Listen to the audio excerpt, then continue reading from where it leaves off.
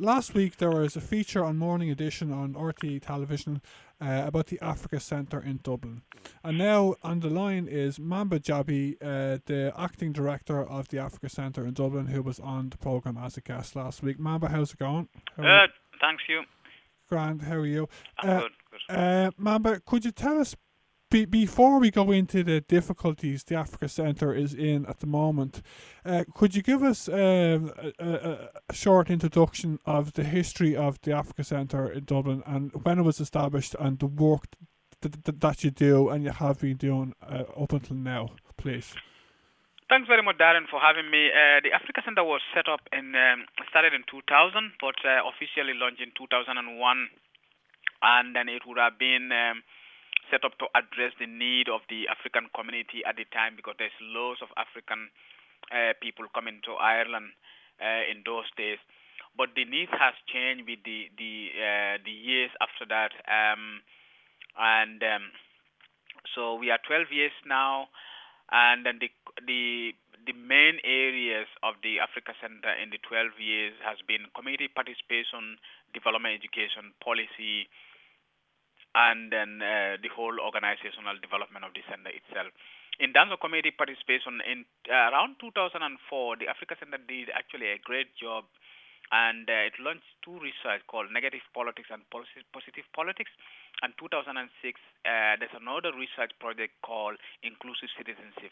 But the 2004 was very interesting because at the time, even migrants involved in political with political parties in Ireland was very difficult. And because of those research, at least I wouldn't name a party, but a political party in Ireland has to change their manifesto to accommodate immigrants into politics, and that was made by the because of that research the Africa Center did.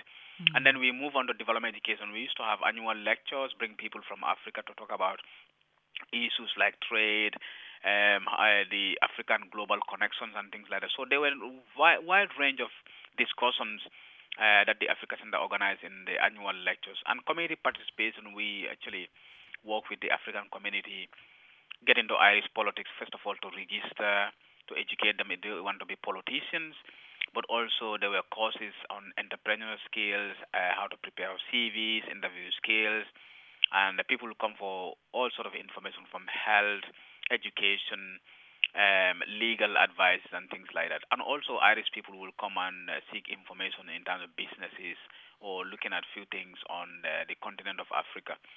And then so that was the work of the Africa Center. And then we have achieved a lot in the 12 years with the community, but also with the Irish groups as well. And in the NGO sector, we are the only ethnic minority member of DOCAS, which is the umbrella body of international development NGOs at the moment.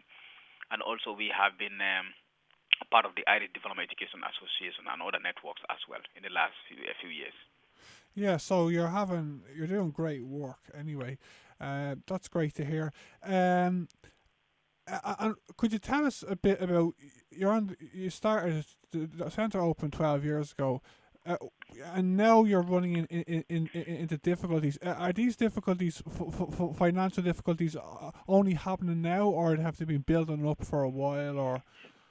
Well, it has been building up for some time now. I could say maybe the last 3 years in terms of the nature of how the economic situation has changed. But I think the focus has changed as well. We used to get a lot of funding, like not a lot, but funding from Department of Justice for our integration project and then civic participation and things like that. But that funding was moved to Pobal.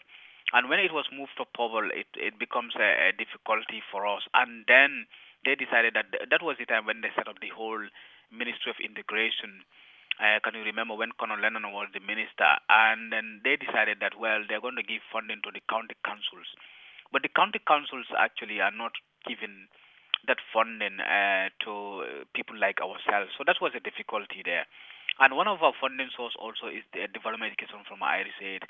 Well, Irish Aid's definition of development education is actually different to our definition of development education because we thought development education for us is an educational process whereby you enlighten people in Ireland on global issues like inequalities, interconnection, human rights issues, the intercultural issues, racism, and things like that. But that doesn't fit into Irish Aid description of development education. So then we have a difficulty there, and the funding was actually lowered. But also, we kind of lost a bit of funding on the way as well, and that's the difficulty we have at the moment. Some people, like maybe your listeners, might be thinking that yeah, there's a cut everywhere.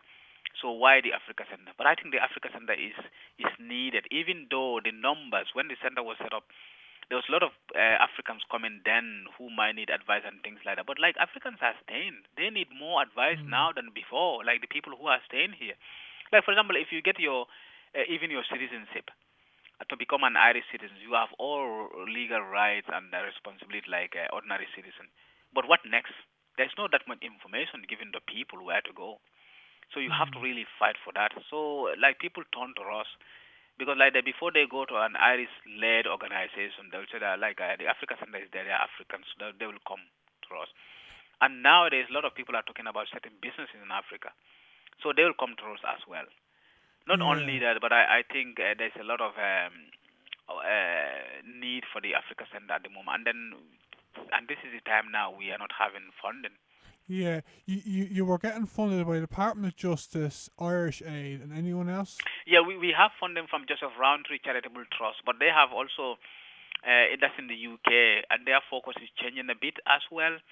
Last year we didn't have funding from them because they are changing their focus mainly to the United Kingdom and specifically Northern Ireland.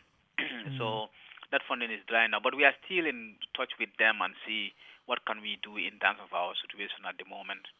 And how many? You're the acting director, aren't you? Yeah, I'm the acting director, but at the moment we are all redundant. We lost four employee staff in the course of the last 6 months.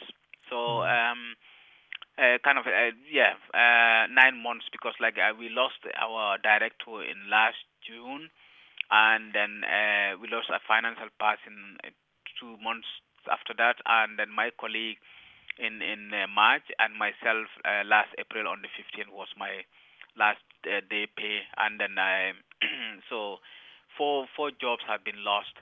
But also another interesting thing for your listeners as well in terms of the Africa Center, the need for it now is that the African diaspora in Ireland are great contributors to like what is happening in Ireland. If you look at the overseas aid, for example, which is some of the things like Irish people always associate Africa with because of the aid agencies. But like you have 58,000 people living in Ireland at the moment, like Africans. And then 40% of, if we say 40% of that are working, for example, and paying their taxes. So, and then at least one of the things that our members are actually contributing to the development of Africa that is not discussed in Ireland, even with the media, is through remittances.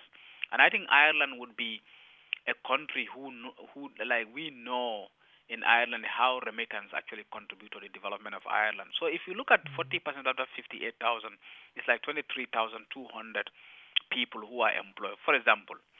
And if all those people are sending at least 400 euro per month to their families back home, that's about 9,280,000 euros.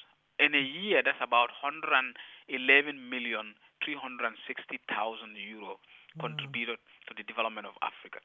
So you see to read that like even though we are paying 600 million into development aid, and that's going to the UN bodies, embassies, NGOs here, their administrative costs and things like that. So actually Africans are contributing lots to the development of Africa. And then these are the people who turn to us. So and I think that like the government need to see that places like the Africa Center actually exist. We don't close down. Because with these people here, I think they are also facilitating a development process that is going to facilitate what Irish Aid is contributing already in terms of developing these countries. So it's kind of sustainable development. And I think like helping those people to address some of their needs is key important to see that those development processes actually continues. And it's amazing how far the money goes in Africa. Like €100 in Ireland can get you a lot. It can get you things, but like if you've €100 in Africa, you can set up a good business, can't you? Yeah. It's amazing. It's amazing. And basically, do you own the center you're in? Or are you renting it? Well, at the moment where we are is a rented accommodation. We have a lease up to April 2014, but we are actually running out of rent at the moment. So our last rent is paid last month. So this month actually we need to pay this month, next month, and the following month. So we are talking about May, June, July. So we want to pay those 3 months, but after July we wouldn't have anywhere to stay to put in. And honestly, at the moment, even though nobody is paid here, we are all volunteers. We have 7 dedicated people who want to give their time to make sure the center exists and then continues and then keep on working, doing the good job. But also, like, we have a resource center here that was named after Toyosi. It's a memorial resource center, and we have a lot of books there that we bought through our EU fund project. Actually, one thing that I didn't mention is that the last 3 years, the reason why we are existing, actually, we got an EU funded project for development education, which we were coordinating for here, Belfast and Ljubljana in Slovenia. So it's a 3-country project that we were coordinating. So that finished in February. And that's one of the key things that we kind of lost money now. But that resource center is here. There's a lot of books there, all written, most of them written by Africans on development issues, integration, and it's very valuable resources for university students. And we have recently, and last year and this year, students who are doing their PhD, mostly African students, coming in, borrowing books. So we want to continue the service for them as well. And also a meeting space we have here for African groups who are struggling, and they come here, do their monthly meetings and things like that. So at the moment, we are actually accommodating all those things. So I think at the moment, what we are trying to see for people to help us is basically an accommodation, and then we'll keep our work going, start making application to see that we are financially sufficient. But in the next 3 months, if we don't have that, so I think we'll run into bigger problems. Yeah, so you're actually looking for someone or some people or business to give you a building accommodation. Yeah, we are looking at that. And then also one of the things I didn't mention as well, we just started an intercultural youth society. There's so many youth clubs here, and probably your listeners would also say that, there are youth clubs and things like that, but the youth clubs are not actually addressing the needs of the intercultural society we have now, especially the African young people. So good number of those people are coming to us now with a request to get somewhere like a meeting space for young people. So it's not exclusive of others, but I think that's something we definitely need as well, to house an intercultural youth society, to house our Toyosi Memorial Resource Center, and maybe a room or 2 for 7 volunteers, and a meeting space for the African community. That's what we are actually looking for at the moment. I wish you luck. Anyway, I haven't been in the building. I was hoping to go today, but I couldn't go, and I hope to go again. But you could be moving. Hopefully, you will get somewhere else. I assume you've been on to politicians about it, have you? Your cause? Well, we have. We actually launched a campaign on the 6th of May.